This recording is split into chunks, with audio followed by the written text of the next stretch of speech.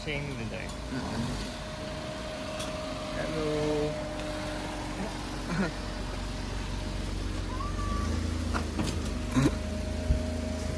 Diyan ka na, sa likod na lang kami.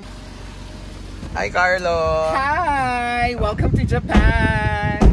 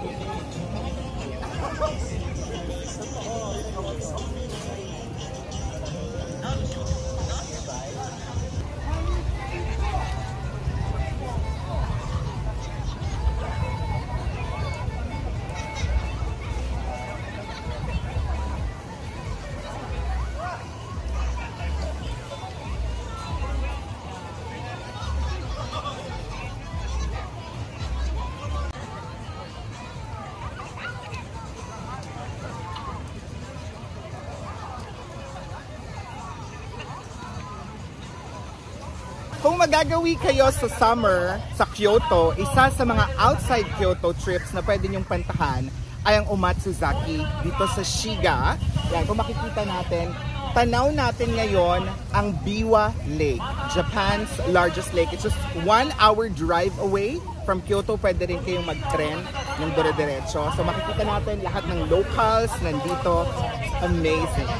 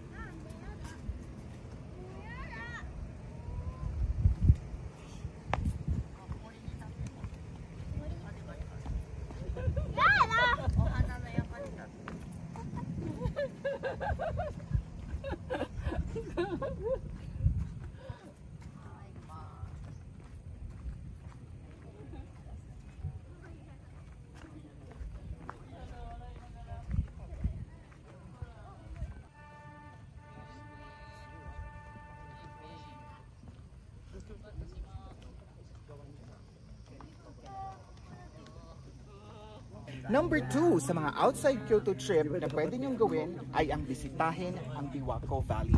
You will get a 360-degree view of Biwa Lake, and it's just like an hour away from Kyoto.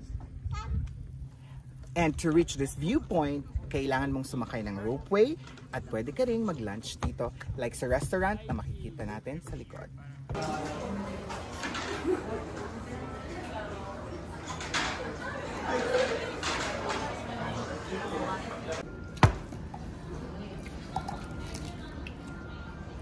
Kumusta yung sa'yo? Okay naman? Diyan? Okay naman? Pwede na? Pwede na. So, parang from US ka, nafe-feel mo ba na hindi masyadong strong yung flavor ng Japanese food? No?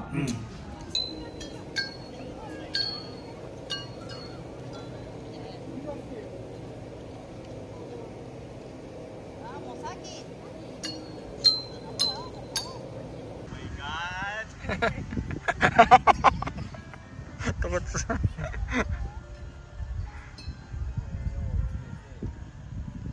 Video.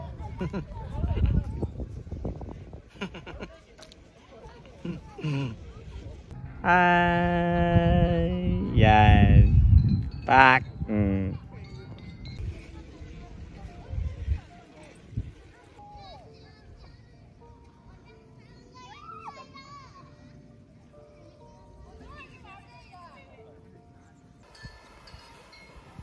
Parang cute naman.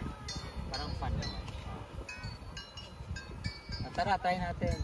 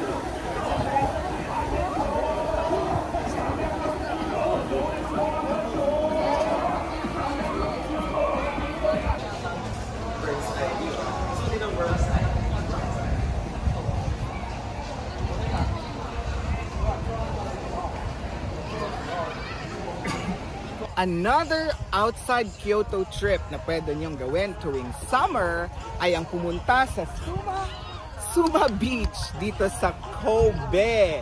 If you want to experience local culture and you want to meet local people and swim, you can go here, and then meron din silang restaurants, and there's like a Chinatown here, and then the Kobe Tower is just like 10 minutes away. So kung sawa na kayo sa Kyoto or nalibot nyo na ang Kyoto, this is the place to be.